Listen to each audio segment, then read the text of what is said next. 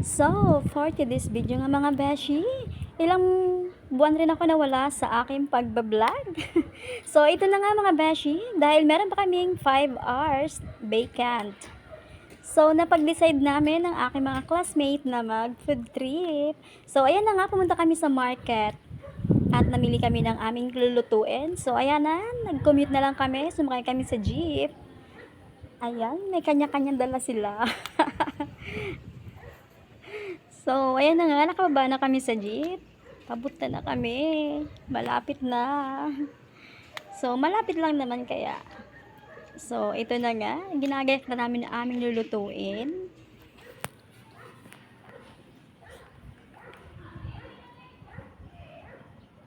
So, si Angel nagpuputol ng mga sitaw.